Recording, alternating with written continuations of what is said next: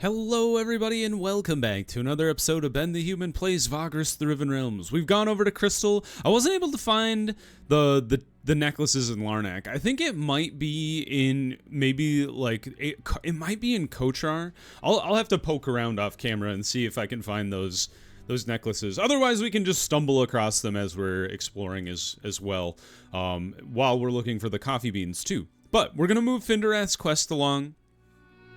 We're gonna find the Cadmador agent. She frequents the Stained Awning Cantina. The Stained Awning Cantina is a small place, no more than a shallow rectangular dugout, under some worn awnings heavy with sand to provide much-needed shade from the scorching sun. It is frequented by crystal field workers for the most part, as well as the occasional vagabond, who appreciate the low prices. Nayra would be here most of the time. We will try to find her. Finderath and you sit down at a table, but beside her getting inquisitive glances from the workermen, nothing happens. It becomes clear after an hour that this Nayra is not at the awning. At length, the sorceress loses her patience and asks you to talk to the barkeep. You walk up to the bar and ask for Nayra, but the mustached-tainted fellow tells you that he has not seen her for a week now. Upon you inquiring if that is odd, he tells you that he does not think so. Apparently, she does stay away for days on end, although never longer than a week. Bribe him to reveal where she lives. Okay. The tainted man grumbles but takes your money in the end and tells you exactly where Nayra's shack is. Don't get any funny ideas. She's well liked here, you hear? He tells you, shaking an index finger, but you assure him that you merely wish to talk. Finderath commends your skill in handling the issue once you join her again and tell her what you have learned. I admit, despite being a diplomat in training, I'm not especially pragmatic when it comes to dealing with common folk, especially at places like this one, she concludes, frowning. You just gotta practice. The two of you leave to find her shack. The shack you were guided to stands among several squat, sorry-looking sandstone buildings at the corner of town, all abandoned save for the one Nayra is supposed to dwell in. Beyond this last line of squandered mortal enterprise, endless sand dunes stretch to the horizon, blocking the worst of the blinding light beaming out of the Cataclysm. You call Nayra's name a couple times, but get no answer, so you decide to peek inside. Nobody is home, so Finderath enters alongside you in hopes of finding a clue as to the agent's whereabouts. Once inside, you can see that the place was turned inside out. Somebody was looking for something, so they opened all the containers, broke the furniture, and tore up the bedclothes. All the valuables are gone, and you find nothing of interest. Are you too late? Then Finderath begins to chant quietly. She has begun to cast a spell.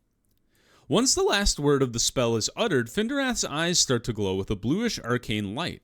She walks around some more, and then steps to an empty wall section and simply reaches into it as if her hand was ethereal. A set of previously invisible glyphs flare up on the wall, and then go out. You can see that the sorceress's hand is inside a nook that was hidden by an illusion. Her victorious smile is quite telling. Most Cadmador agents use magic just like us, she chirps. They have to rely on illusions quite often, so I expected to find something similar. It appears that whoever raided this place was not skilled in magic.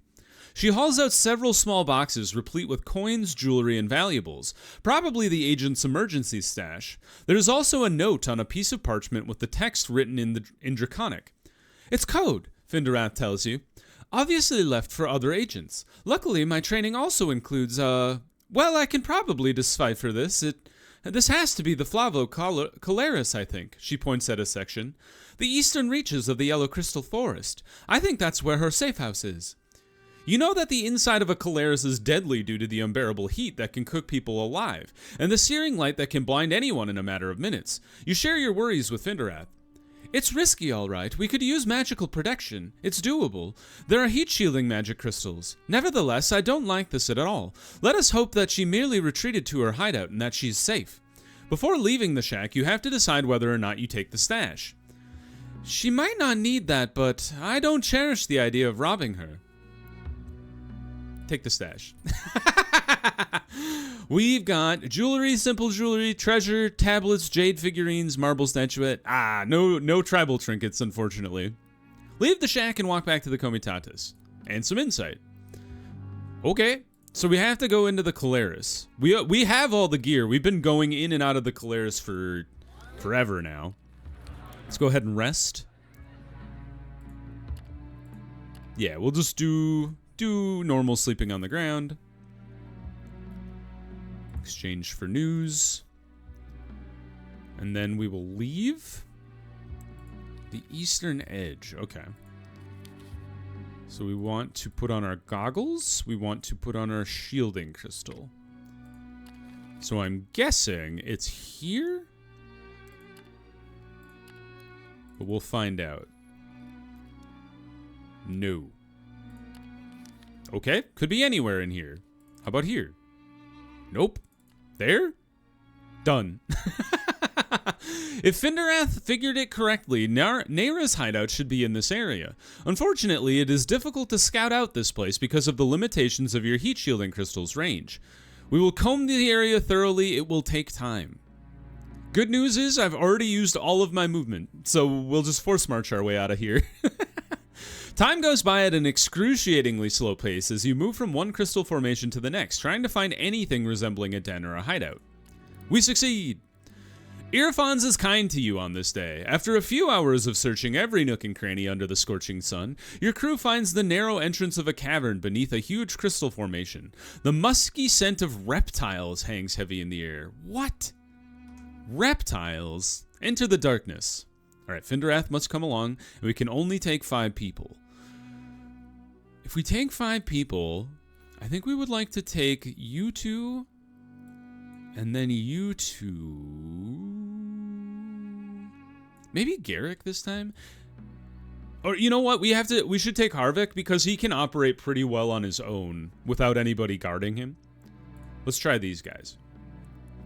The coolness of the air down in the caves shocks you, but it is more a testament to the nigh unbearable heat outside than it is to the temperature below ground. Once your eyes get used to the darkness here, you progress along the single tunnel and emerge into a spacious cavern that looks like a living space. Another chamber, a storage room by the looks of it, opens from the right. The scent of a fresh kill and that of reptiles permeates the place. And then you see it. A dead man in leather armor is sprawled on the ground near the entrance, burned badly by fire. Arcane flame, perhaps? 2 more corpses are at the far end near a desk, another man in leather garb who was stabbed through the abdomen to bleed out, and a woman in black metal, or rather what is left of her, because she was mangled so horribly that only the suit of armor is keeping her remains in one heap. Yikes. Before you could investigate, you hear a low, malicious growling from the storage room, and turn to look into 2 pairs of growing reptilian eyes. In a heartbeat, 2 huge shapes burst out of the chamber and attack you. Smoke billows from their huge jaws that are lined with dagger-like teeth. You have to defend yourself against the Krauogs. It's been a minute since I've fought a Krauog. And Harvick. Okay, I like this setup. Although, now that I think about it, they may be fire resistant. Acid? That's against the Geneva Convention. Alright, they're definitely fire resistant. Or at least that one is. Boost. Let's boost Finderath. She can do some lightning. Ooh, nice dodge, nerd. Electrify. Yes. Bam. 6 damage. That's pretty sick. Break his armor. I guess you hack this dude for 5. And then lightning this guy again. No, he lived. Alright. Kill him. Kill him, Harvick. Well done. Please don't be resistant to fire. Aha! Okay, I should have burned you first. I think we go for the kill. Never mind. If he had been able to hit, I think we might have been able to kill him. Although probably not. Nah, that's not so bad. 1 damage isn't all that bad. Harvick's not terrible. Dang it, Skornar. You absolute goon. Harvick's not a bad character now that I've got him fully leveled. And he's got some armor. The large Draconids are now dead, their huge bodies lying motionless in pools of stinking blood. Finderath prods the green one with her dragon steel blade and frowns. By the looks of it, these hunting beasts were brought here by the assassins. She points at the 2 dead men wearing leather armor. I think Nayra, may her soul join the flame, was successful in killing her attackers, but did not prevent the Krauogs from tearing her to pieces. Ugh, horrible, truly horrible.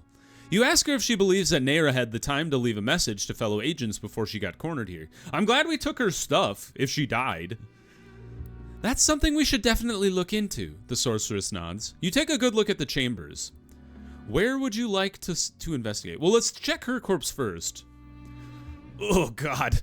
The Cadmador agent Nera is now a heap of meat and bones, a suit of black dragon steel armor pieces.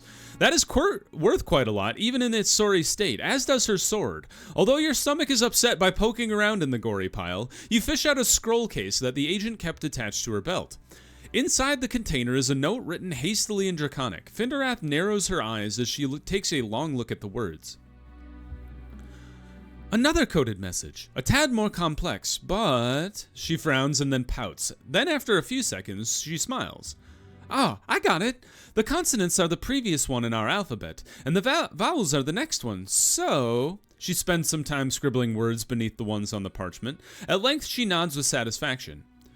An ogre merchant who deals in curios was the liaison between Nera and the envoys. He can be found in a shop near Wormslayer Hall in Sunrock.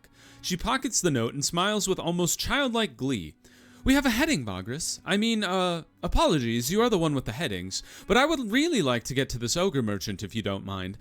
Everybody we've come across, except for the quiet man, has died, so I hope this guy's alive. Time is certainly the enemy of those hunted envoys. We cannot take the ivory or the thing. We did get some dragon steel, though, so that's pretty sick. There's so much stuff to do. Search the bounty hunters? The hired blades have nothing interesting or especially valuable on them, but you take what you can nonetheless. Neither does anything identify them as belonging to any known group or organization. This proves to you what you learned from Corneus Serpentis, that many different mercenary gangs are involved. It's odd that these humans had trained Krauwag, Finderath wonders aloud. Usually, only those trained in lesser dragon magic can keep these beasts under control. Odd indeed. I told you, I think the Black Brood is involved in this. Something's going on where the dragons aren't fully aligned on what's going down. Search the living chamber. The living chamber has a desk and some shelves, but you are disappointed to find nothing of use in your search for the ogres. Anything related to Nera's clandestine activities, or anything related to. You take the valuable things at least, but then something reveals itself to the trained eye. Arcane text, lamps, medical supplies, trophies, perimeter alarms. Furniture turned to stand at odd angles, certain objects placed strangely, and a section wall hidden behind a shelf. These all point to a secret nook. Further search reveals an arcane illusion hiding a compartment carved into the rock face. You see what is inside. We'll open that one last. Search the storeroom. There's some cargo here in boxes and amphora. The place must have doubled as a warehouse for Cadmador, at least supply depositories for their agents. Hauling the stuff out takes some effort, but you deem the work to be worth it. The crew is less enthusiastic. Alright, well, we can ditch some of the food. I feel like the dyes are probably the most valuable.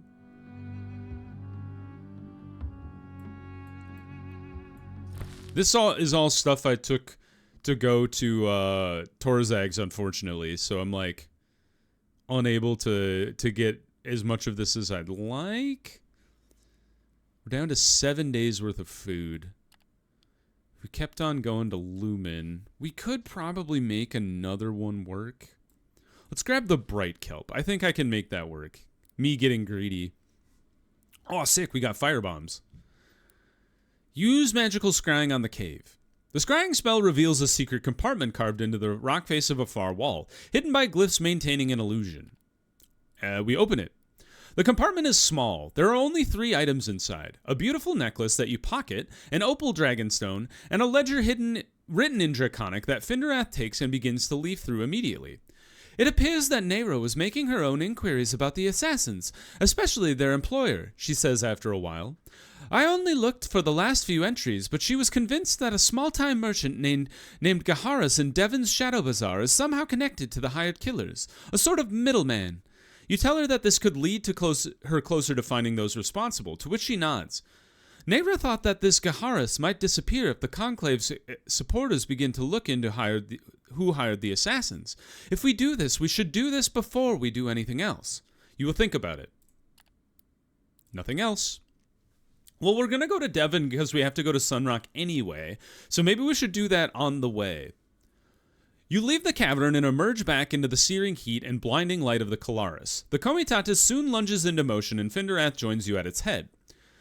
Thank you for the detour, Vagrus, she says pensively. I wonder how many times we'll have to reassess our aim and follow leads that take us to other leads. It's frustrating, I know, but think about all the good we might be doing. What we have found here proves that these ogre envoys are in terrible danger, and I can't neglect the responsibility that fell upon my shoulders.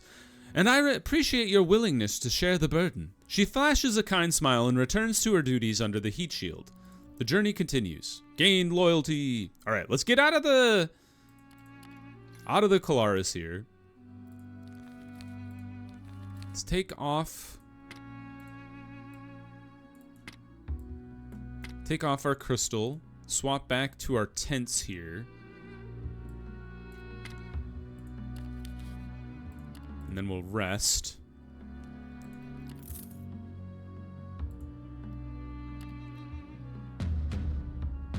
An outlaw necromancer. This is interesting, because I don't think I can offer them Osculite charms. No, this is interesting. Oh, okay. So we're fighting outlaws that have undead with them. This is kind of an interesting mix of enemies here. Let's go ahead and barricade. No need to boost our ability here, but we will go after the leaders. And then let's mount up our fighters to get them as dangerous as possible. And then let's go all in. 187 combat strength is not that dangerous. Oh, they didn't bring out the necromancer after me this time. That's kind of interesting. All right, stab the dude. The Dark Elf mercenaries are always pretty dangerous. Oh, he's gone already. Let's go for the Bone Walker next. Probably also pretty dangerous. Amazing how, like, poor their turn order was there. Like, I can take no credit for that, but it was lucky for me. Yes, break the armor. Break the armor, break the limbs. Nice block. Burn these two. Nice, double crit. Or at least double kill. Stab the skeleton. Let's let Scornar try to finish that guy off. Woof.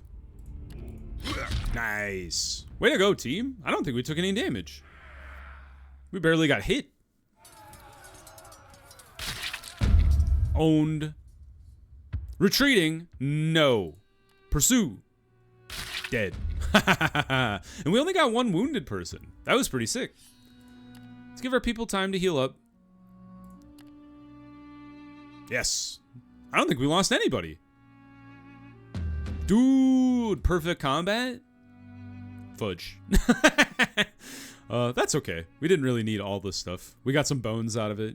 Why not? Good timing. Go ahead and rest up. Let's get a little bit of vigor back. Go ahead and rest up. Swap over our stuff again. Back to the heating crystal. Back to the Colaris goggles. Go ahead and boost your movement. We are out of food, surprisingly. But I did drop a bunch of food back in the place. Kick this out of here. Let's sell the dyes. Let's sell the bright kelp we brought with us. And now we can pick up some food to get back to Torzeg's. 4 days worth of food, do you think that's enough? I think so. We'll have to grab some more tomorrow because we can't move anymore today. Let's swap back to our normal gear while we're waiting. Oh. There we go. It'd be cool if there was a way, and I don't think this is, because a lot of these are locked by your deputies, but it'd be cool if there was a way to get the other gear slots opened up. I know that's kind of the choice of the game. You can't have everything, but I want everything. Let's see here. Let's get 2 more of you, just because I had 22 before. And yeah. 3 days worth of supplies. That's right. Let's rest. Oops, I left town. That's not what I wanted to do. Let's rest. Put our people to work. You failed. That never happens to me. I'm astounded. 3 days worth of food, full movement. I think we can make this work. Zoom. Maybe, maybe not. Might be a little ambitious now that I realize I don't have my forced marching. But I think what we can do is we'll be able to force march. Well, we might be able to, no, we'll make it for sure. We have 1 more day worth of camping, and then Torzag Shelter is right around the corner. As long as we don't get ganked by anybody. Oh, look at this. Full 9s as well. Lucky us. And then in we go. Nice. Nothing to hide. Show them our license. Enter the Manzio. Drop off all our goodies. Go to Garrick's place. Sell him Dragon Steel. And then sell our spice that we brought along. And now we have a completely clear inventory. Well done. Okay, so there is a booze here that I'm aware of. I don't remember what district it's in. So let's go to the Civic District. The Dragon's Nest Inn, I believe. Yes! The barman might have a bottle of Garadian absinthe. The bartender, a giant of a man with a shaven head and remnants of Osculite tattoos, informs you that he does indeed have some Garadian absinthe. We work with the locals all the time, getting the booze from the best sources, he says in his surprisingly... Oh, shoot. I gave him a gravelly voice. A surprisingly smooth voice. A fellow living on the edge of Margarad used to brew the absinthe for us, but regrettably, he passed away a few months ago, and the stash I have is the only remaining Garadian as far as I can tell. Truth be told, it ain't very popular here, but it's still quite valuable, if only for being so very rare now. He considers this for a moment and then looks up at the giant draconic skeleton above and around the bar. Tell you what, he almost whispers. In return for some dragon bone, I'm willing to give you one of the last bottles. You being a Vagrus, I'm sure you come across some every now and then. We have to repair the skeleton here and there, and that's the only material that does the trick. A fair trade, methinks. You think about it. I know exactly where to get dragon bone. I think we can do this before the end of the episode, even. We do need food. So let's grab some food while we're here. Maybe just like a week's worth of food. Yeah, that seems fine. Head out. We're gonna go down into the Bone Lands. Oh, and we have movement, so let's use it. I think the Bone Camp was like here. I'm hoping it's off cooldown, because it's been a while since we've been there. Hello! Head inside. Take the lay of the scavenger camp. See if you can buy some dragon bone at a discount from Zisa.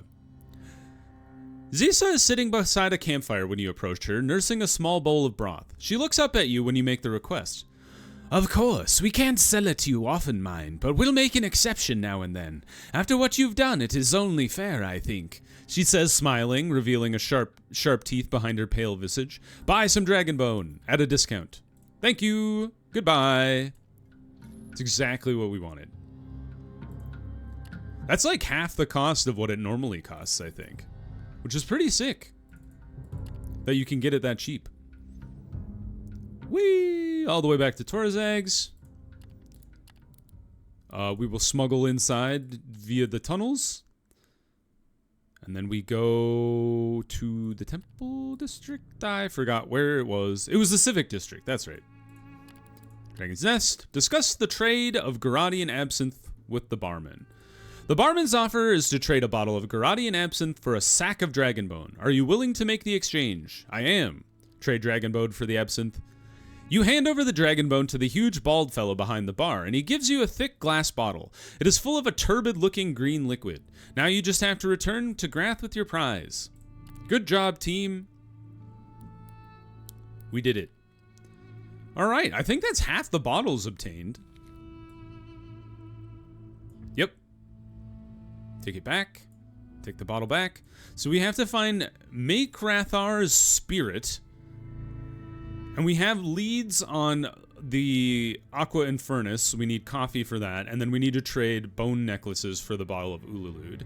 So I'll have to think about where Makrathar's spirit comes from. In my head, I have this feeling that it might be Devon. And anyway, we're going to go back to Devon next episode. We have to continue hunting down Finderath's quest, and then maybe we'll make our way over to Sunrock, depending on things.